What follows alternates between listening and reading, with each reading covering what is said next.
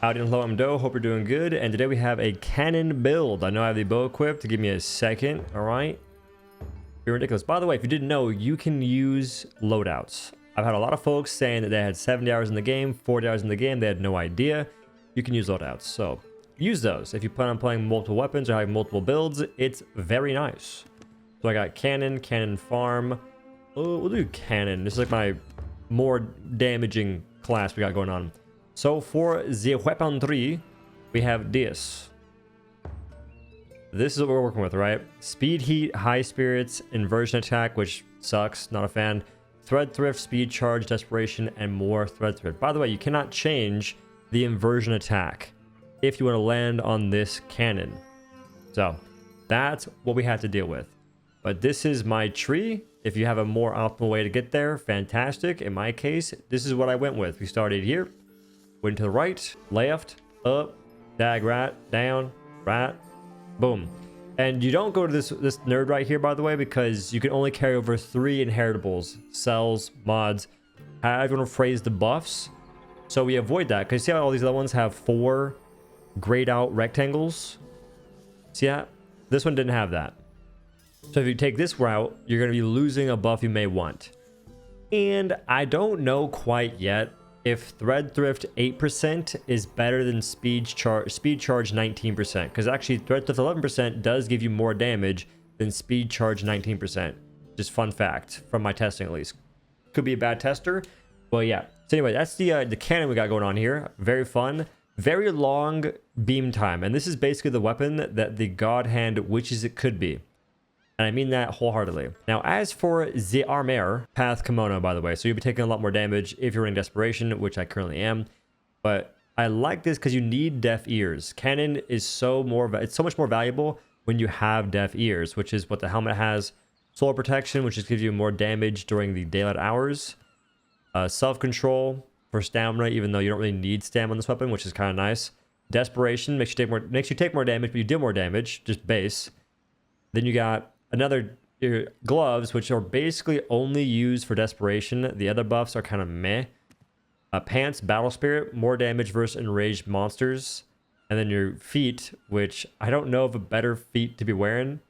And sadly, we can't make use of Verve. Verve is for the human path. We're not human. We're kimono. And we do get some damage from Savage, which is the only reason we're using the feet. And maybe, I mean, if you want to, you could use these other feet that give you resurrection. It wouldn't be a bad thing to use. If you're facing the harder monsters, I would suggest this, because the extra whatever Savage gives you damage-wise isn't exactly worth. Increase attack by +3. Not sure what that translates to in terms of actual raw damage. Now, as for my talismans, which this will vary because this is RNG aspect of the game, it requires a bit of grinding and or luck. I have Desperation 4%. This comes from the Ember Plume, the Peacock nerd.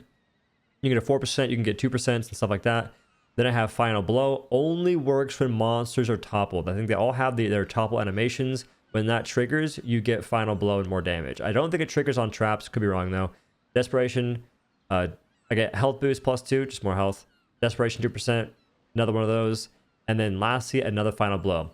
I don't actually like Final Blow that much, but I don't have much other stuff that leads to more damage. He says, as he actually just got a speed charge skill, which wasn't that good, I'll be honest. And this menu, by the way, could use some work. It could use some major TLC.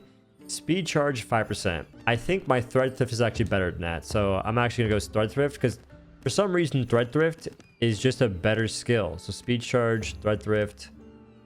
I guarantee you thread thrift 3% is more damage than speed charge 5%. I guarantee it. We're going to remove that. We're gonna go to cost.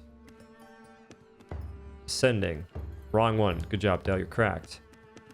We're going to equip this. So this gives me Final Blow, which I'm not super excited about, but it also gives me Fusion Reaper. Fusion Reaper lets you build more. Recovers a small amount of Katakuri thread when a Fusion Katakuri is conjured. So just building lets you build more as well. Ignore this right side. This is all just purely transmog, and my chest piece is absolute fire. I tried to copy what I had from Dauntless a little bit, although minus the shorts or the leggings dress thing I got going on. But I tried to make it kind of cool, and I'm okay with it. I'm happy with it a little bit. Anyway, let's go ahead and fight something. So I do use controller for the majority of this game, but when it comes to using range weapons, I always play M&K. That's just what I do. That's what I enjoy. And we're going to go ahead and fight this. This should be Ocho. By the way, this fight right here, I only get 1 life. So we'll see how it goes. It shouldn't be a bad time. I will say out the gate though, this build will involve you standing still for a very long period of time. So you're usually better off using traps. If you don't like chain trap, well, I got some news for you. You should probably change your mind. Definitely bring chain trap. And I believe chain trap is stake and boxes. I could go crit boost. I might veto that and just go full on damage. Let's see what's popping here. Attack boost 55, more destruction. And then for the cannon, the way the heat gauge works, by the way, you fire and you don't have to hit anything to actually build heat. And the moment your cannon has a red fire, that noise and that fire, then you can use your mortar and you're chilling. So first, the game off with a little bit of a harpoon action. Let that land. Keep our charge.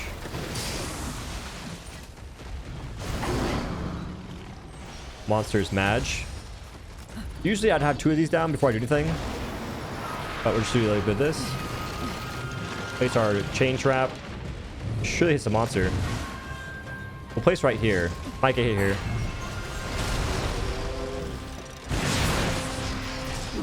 And then try and go for a weak spot. In our case, we're freaking point blank, so it's a bit of a GG. Can't see anything.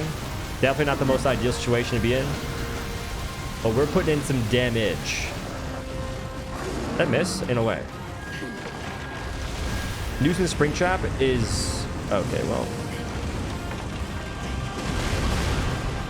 He lived. Spring trap is clean because you get hella heat instantly. He's mad.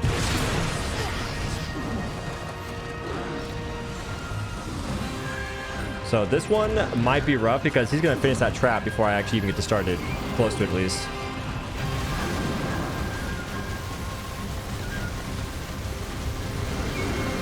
So that's a part break, which is huge. Might stagger him here. Missed a big beam. Tragedies ensued. We're gonna water this. We're going to harpoon. No!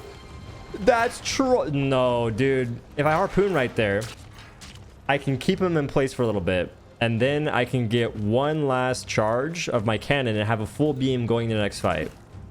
Brother. Now, if you have charge, as in your cannon's glowing blue whenever you freaking slurp the ground juice of your red circle. That was a good description. If you don't know what I'm talking about, you're scuffed.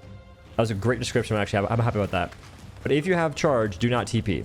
If you TP, you will lose charge, and you'll be crying in the club whilst trying to get this dub, looking like a nub. Not ideal, don't do that. But since I don't have charge, because for some reason, I was trying to build, and I pressed E and it scuffed me.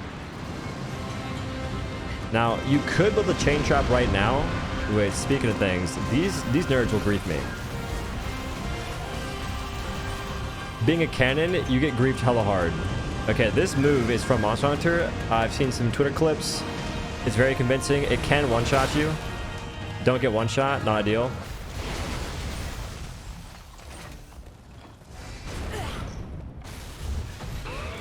Mad. See, Deaf Ears is so clean.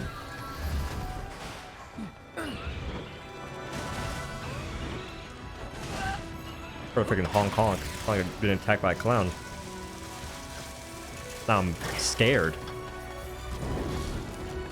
I do have a torch. What are the chances I set this door on fire? What are the chances? So before I use a trap, I'm placing this. Using a trap right here.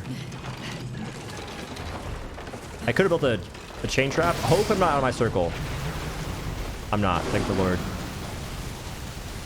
So he's gonna roar, but it's okay. Destroyed by space and time. So he roars here. I'm gonna try and use my jump spring, fire twice, because in my case, my build, that's all I can do. All I have to do. He's running! He's running! He should run that far. I think he's gonna run like to the next area. I'm gonna get back my bases because if you don't have any bases, you can't fire a mortar strike. And given my immensely Chad setup, I just go up here with my zip line. Zip lines are a cannon's best friend, given that if you TP, you're screwed charge-wise. Oh my god, that actually scares me every time. See, look at this nerd. Look at this nerd. He's like, do I keep running? He's on the very outskirts of this area. Do I keep running or do I stay here? What's the dealio? If I get close enough, it's probably going to enrage. So I could beam right then. No, he's not. EQ, EQ. Build this. I can fire from this far away, I'm pretty sure. That I can. The damage is unrealistic. Did that land? I'm perplexed, confused, and dazed. So he's not here. Oh shit. He's trash. His aim is trash.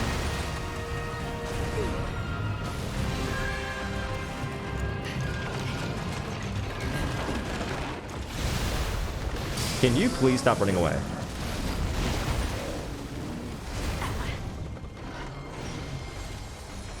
Now, he's gonna run, but I can maybe beam him from here.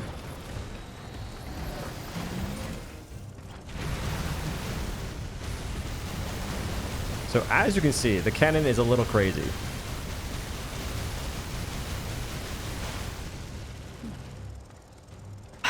Why are you running? Get back my bases. And this is usually why, before I use that beam, usually I would just save that beam, but I was curious if he would just die. And the curiosity got the best of me because he did not just die. Flipping our meter initially.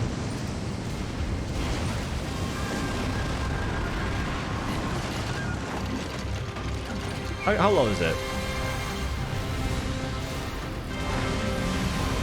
Hidden for ones.